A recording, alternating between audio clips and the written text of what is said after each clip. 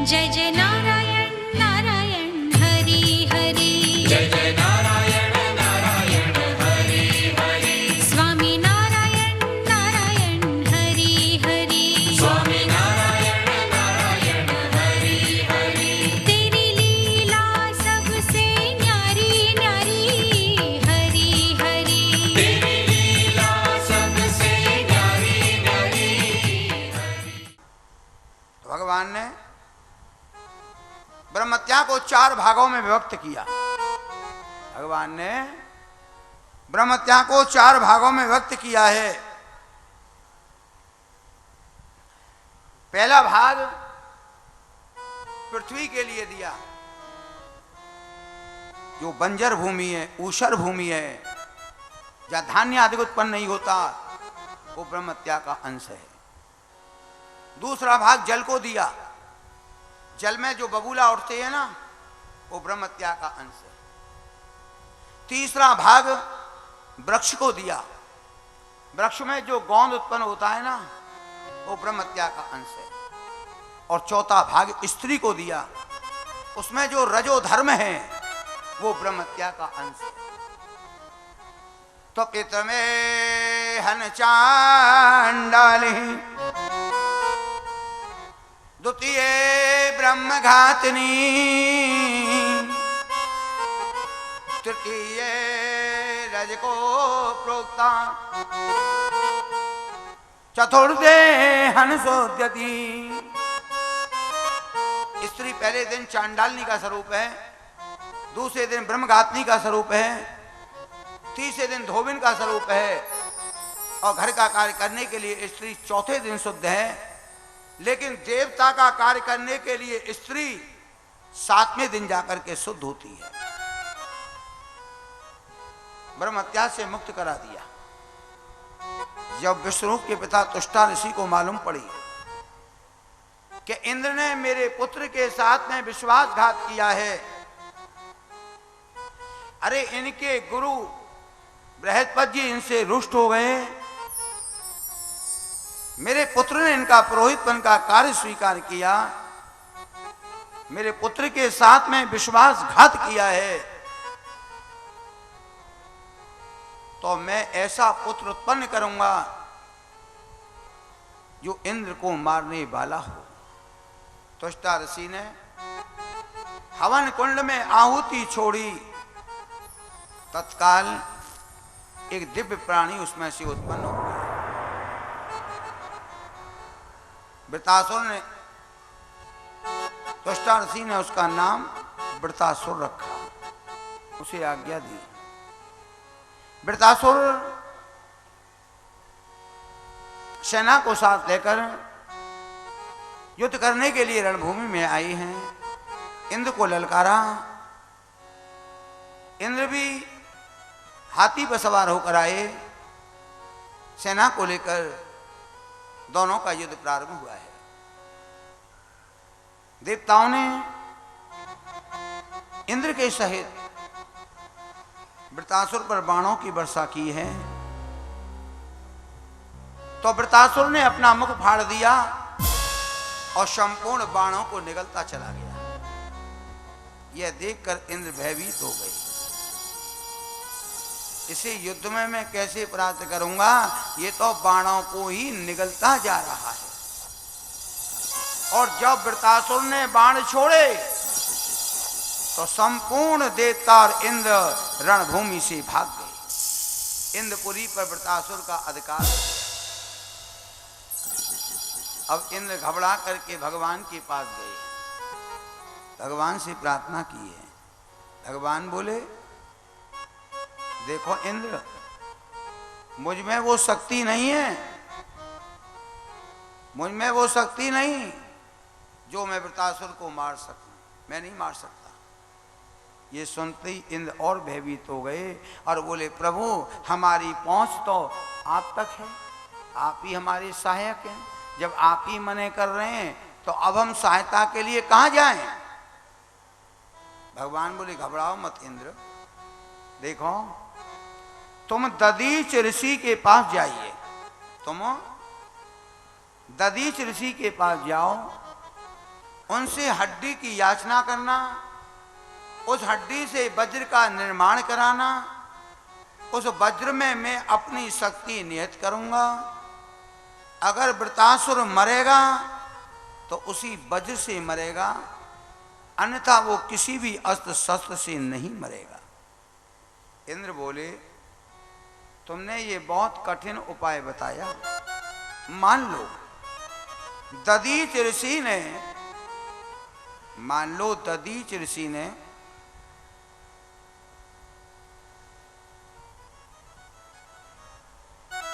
और हड्डी देने से मना कर दिया, तब हमारी रक्षा कैसे होगी? भगवान समझा रहे हैं कि इंद्र, दधीच ऋषि बड़े परोपकारी हैं, वो तुम्हें अपने शरीर की हड्डी अवश्य देंगे, तुम जाइए। तब इंद्र दधीच ऋषि के पास आए हैं, ऋषि के लिए प्रणाम किया है।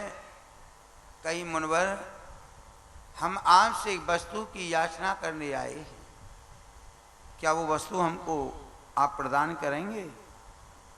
दधीच बोले, इंद्र मांगिए, क्या चाहते हो?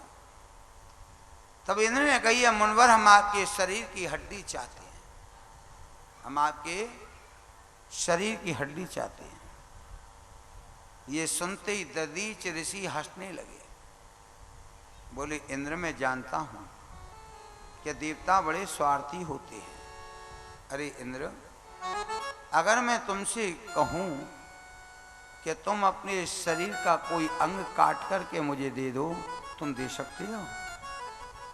फिर तुम मेरे शरीर की हड्डी मांगने कैसे आ गए? क्या मेरे शरीर को कष्ट नहीं होगा? तब इंद्र बोले हैं दधीच ऋषि से कि मुनिवर, ये शरीर नाशवान है, ये शरीर नाशवान है, एक ना एक दिन इस शरीर का नाश अवश्य होगा। अगर इस शरीर की हड्डी के द्वारा हम संपूर्ण देवताओं के प्राणों की रक्षा हो जाए तो इससे ज्यादा परोपकार में ये शरीर कभी काम नहीं आएगा। जैसे ये बात सुनी है दधीच ने, दधीच ऋषि का हृदय गदगद हो गया।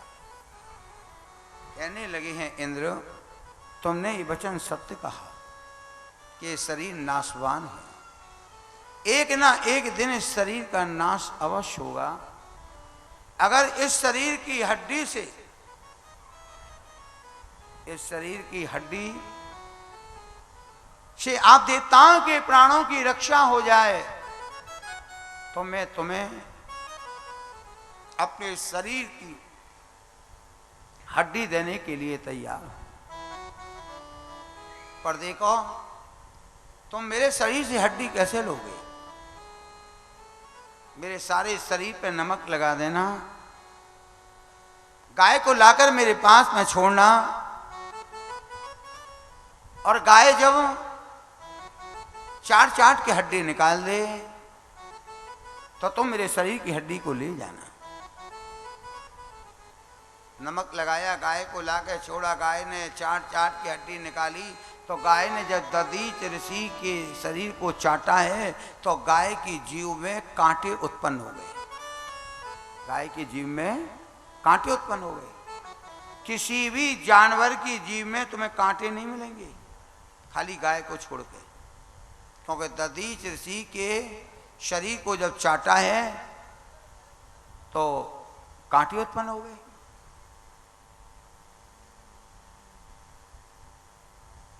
वज्र का निर्माण कराया है, उसको लेकर हाथी पर सवार होकर के इंद्र सेना को साथ लेकर युद्ध करने के लिए रणभूमि में आया है।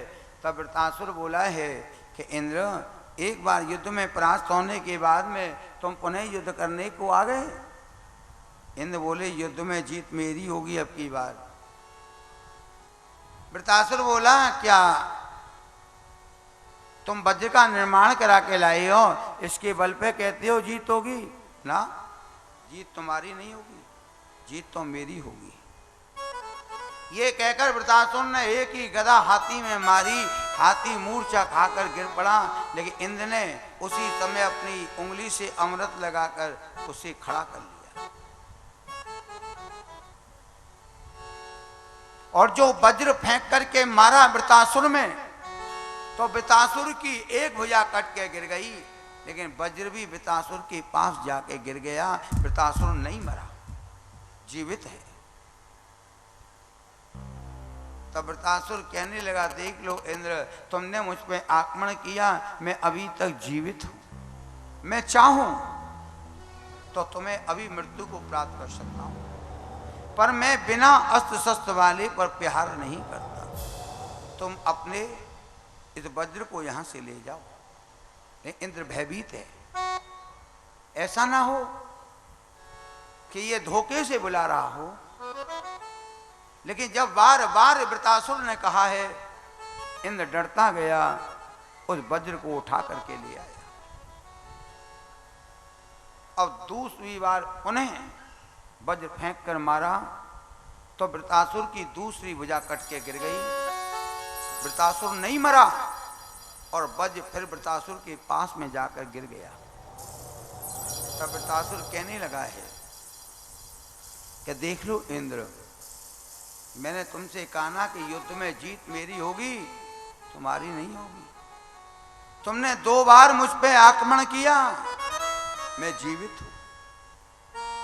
मैं कह चुका हूं कि युद्ध में जीत मेरी होगी, तुम्हारी नहीं होगी। क्योंकि अगर मैंने तुम्हें युद्ध में मृत्यु को प्राप्त कर दिया, तो मैं स्वर्ग लोक का राजा रहूंगा। और मान लो तुमने मुझे युद्ध में मृत्यु को प्राप्त कर दिया, तो तुम्हारे सामने वैकुंठ से भगवान का विमान आएगा, मैं उसमें बैठ के और वैकुंठ लोक जाऊंगा, जो स्वर्ग से भी ऊपर है। तो मेरी जीत दोनों तरफ है, तुम्हें मारने में भी जीत है और तुम्हारे हाथों मरने में भी जीत है। इंद्र बोला, तुम कल्पना करते रहना वृतासुर, तुम्हारे लिए कभी भी विमान नहीं आएगा भगवान का। तू कल्पना ही करता रहे, तुम्हारे लिए कभी भी विमान नहीं आएगा, कभी विमान नहीं आए तुम्हारे लिए। देखो वृतासुर की दोनों भुजा कट के गिर गई हैं। तो यहां वृतासुर ने भगवान की स्तुति की है, जबकि वृतासुर राक्षस है। वृतासुर राक्षस है, लेकिन रणभूमि में वृतासुर ने अद्भुत अनोखी भगवान की स्तुति की है कि अहम हरे तव पादे के मूला दासान दासो भवितात्म भूया। अहम हरे पादे के मूला दासान दासो भवतास्म भूया। मनात्मरेता सुपते गिणास्ते। मनोस्मृता सुपता सुपतास्ते। गिणीति वा कर्म करोति कायो। गृहीणिता कर्तयतोति काया। कह रहे हैं कि अहम मरे तब पादे के मूला दातान दातो भवितात्म भूया।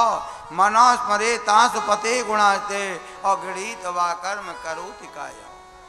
हे प्रभु, अगर मरने के बाद में मेरा पुनः जन्म हो,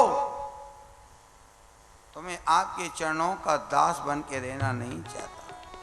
अहम हरे तव पादे कमूलो दासान दासो भवतास्म भूयो। बल्कि जो आपके चरणों के दास हैं ना, उन दासों के चरणों का दास बन के रहना चाहता हूं। यहां राजा को शंका है, राजा को शंका है कि वृतासुर ने भगवान का दास बनना क्यों नहीं मांगा। सुखदेव जी कह रहे राजन, वृत्रासुर ने सोचा कि अगर मैंने भगवान का दास बनना मांगा और दास बनने के बाद में मुझे अभिमान आ गया कि मैं तो भगवान का परम भक्त हूं, तो मेरा उद्धार नहीं होगा। और अगर मैं पहले ही मांगूंगा कि दासान दासो, आपके चरणों के जो दास हैं उन दासों का चरणों का दास बन के रहूं, तो मुझे अभिमान आएगा ही नहीं। इसलिए कहा दासान दासो भवताश में भूजो मनो स्मरे ताश पते गणास्ते, मन मेरा हमेशा आपका ही गुणानुवाद गाता रहे। अगणित वा कर्म करो तिकाय हो, मैं जो भी कार्य करूं वो आपकी प्रसन्नता के लिए करूं। आगे के श्लोक में सोचने लगा है वृत्रासुर कि भगवान मेरी प्रार्थना को सुनकर, मेरी स्तुति को सुनकर मन में ये विचार न कर लें कि मैं आगे चलकर के इनसे कुछ मांग लूंगा। तो उसको भी स्पष्ट कर रहा है, प्रभु मुझे आपसे कुछ नहीं चाहिए। कि ननाक पृष्ठम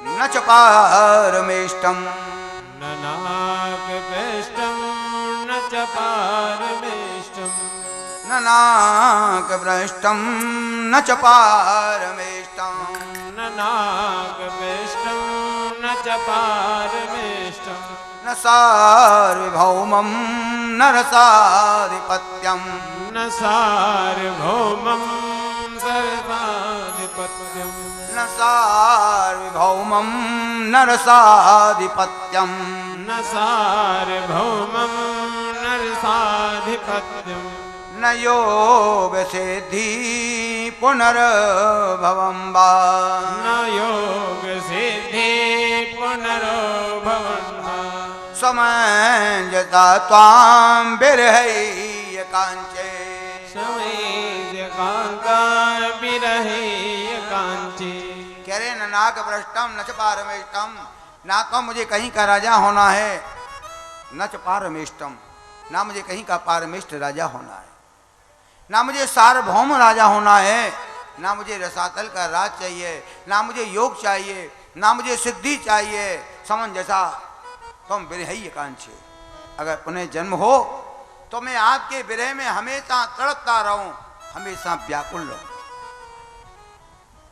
आगे के श्लोक में भगवान से प्रार्थना कर रहा है, प्रभु मैं आपके विरह में किस प्रकार से तड़पूं, किस प्रकार से व्याकुल रहूं।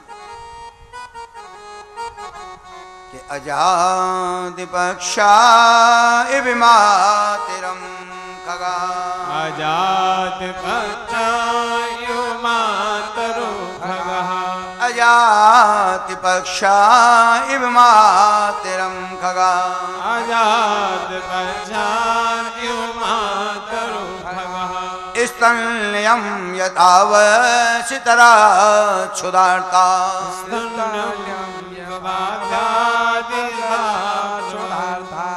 प्रियमा प्रियेवा व्यशुतां विशरणा, प्रियं प्रियैव विशरणा, मनोरविन्दाक्षदिदक्षते त्वां, मनोरविन्दाक्षते त्वां।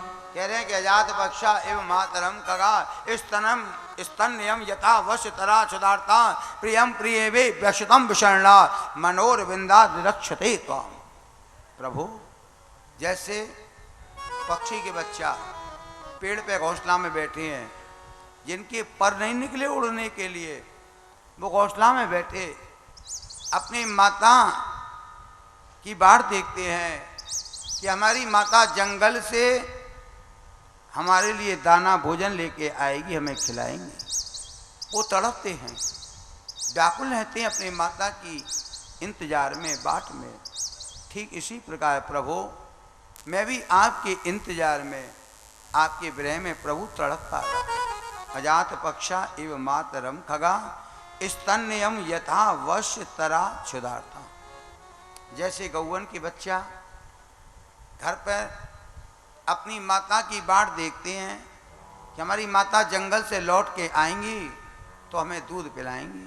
व्याकुल रहते हैं वो बच्चा। ठीक इसी प्रकार से प्रभु मैं भी आपके विरह में व्याकुल हूं। अजात पक्षा एवं मातरम खगा स्तन्यम यथा वश तरा क्षुधार्ता प्रियम प्रियेव व्यशतम विशरणा। जैसे किसी स्त्री का पति बाहर गया हो और पत्नी से कह गई हो कि भाई फलाने दिन आऊंगा, तो पत्नी घर पर बैठी एक एक दिन काटती है, व्याकुल रहती है। इसी प्रकार से प्रभु मैं भी आपकी विरह में व्याकुल रहूं। स्तुति के बाद, स्तुति करने के बाद बोले हैं वृतासुर इंद्र तू अपने इस वज्र को यहां से ले जा, वज्र को ले जा यहां से। इंद्र गया है डरता डरता, और जैसे ही उस वज्र के लिए उठाया, वज्र सहित इंद्र के लिए वृतासुर निकल गया। वृतासुर देवराज इंद्र के लिए वज्र सहित निकल गया, लेकिन वृतासुर के पेट में पहुंचने के बाद भी इंद्र मृत्यु को प्राप्त नहीं हुए। तो बताइए क्या कारण था कि जो इंद्र वृतासुर के पेट में जाने पर मृत्यु को प्राप्त नहीं हुआ? बताइए क्या कारण था, बताइए क्या कारण था। हाँ, तब तो भक्त ध्यान से सुन रहे हैं। नारायण कवच बना करके जो दिया था, अभी मैं कथा में वर्णन कर चुका हूं कि विश्वरूप ने जो नारायण कवच दिया था बना के, और कही थी इंद्र जब तक ये नारायण कवच तेरे पास रहेगा तेरी मृत्यु नहीं होगी। नारायण कवच के बल से, शक्ति से वृतासुर के पेट में पहुंचने पर मृत्यु नहीं हुई, बल्कि पेट को चीर कर बाहर निकले इंद्र, वज्र फेंक कर मारा, वृतासुर वहीं मृत्यु को प्राप्त हुआ। उसने राक्षस की देह तो त्याग दी, उसने दिव्य जो है रूप धारण किया, सुंदर विमान आया है जिस पर वो विराजमान हो गए। और कहीं देख लो इंद्र, तुम स्वर्ग के राजा रहोगे और मैं वैकुंठ में जा रहा हूं जो स्वर्ग से ऊपर है। वृतासुर की मुक्ति देखकर, मोक्ष देखकर प्रसन्न होकर के देवता भूलन की वर्षा करने लगे हैं, बाजे बजने लगे हैं और भगवान की जय जयकार हो।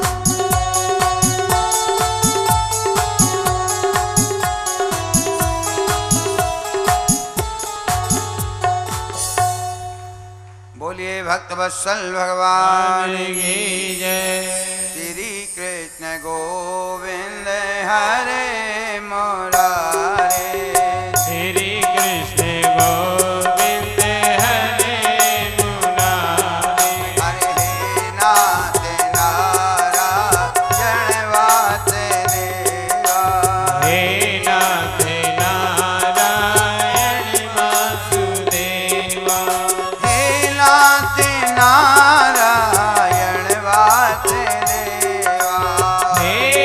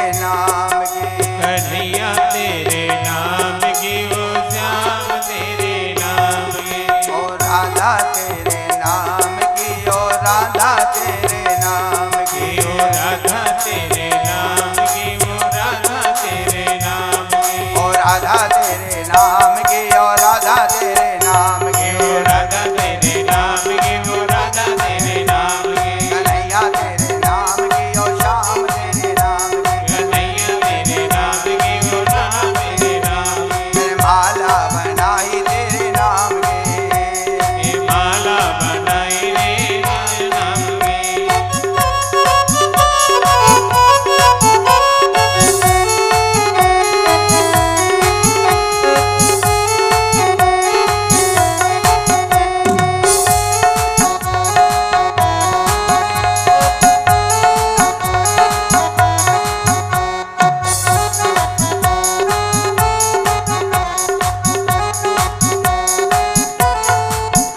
मेरे कानन में कृष्ण, मेरी अखियन में कृष्ण, मेरे आनंद में कृष्ण, मेरे अखियन में कृष्ण, मेरे कानन में कृष्ण, मेरे अखियन में कृष्ण, मेरे कानन में कृष्ण, मेरे अखियन में कृष्ण, मेरी आंखन में कृष्ण, मेरे कानों में कृष्ण, मेरी आंखों में कृष्ण, मेरे कानों में कृष्ण, मेरी आंखों में कृष्ण, मेरे कानों में कृष्ण, मेरी आंखों में कृष्ण, मेरे कानों में कृष्ण, मैंने बिंदिया लगाई तेरे नाम की, मैंने बिंदिया लगाई तेरे नाम की, ओ मैंने बिंदिया लगाई तेरे नाम की, मैंने बिंदिया लगाई तेरे नाम की, कन्हैया तेरे नाम की, ओ श्याम तेरे नाम की, कन्हैया तेरे नाम की, ओ श्याम तेरे नाम की, ओ राधा तेरे नाम की, ओ राधा तेरे नाम ओ की, राधा तेरे नाम की, ओ राधा तेरे नाम की, मैंने माला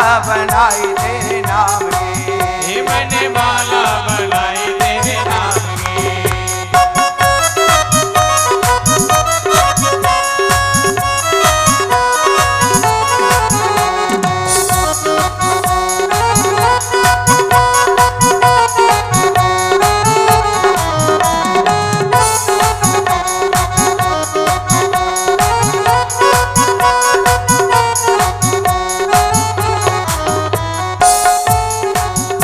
मेरे हाथन में कृष्ण, मेरी भैयन में कृष्ण, मेरे हाथ में कृष्ण, मेरे भैयन में कृष्ण, मेरे हाथों में कृष्ण, मेरी भैयन में कृष्ण, मेरे हाथों में कृष्ण, मेरे भैयन में कृष्ण, मैंने मेहंदी लगाई तेरे नाम की,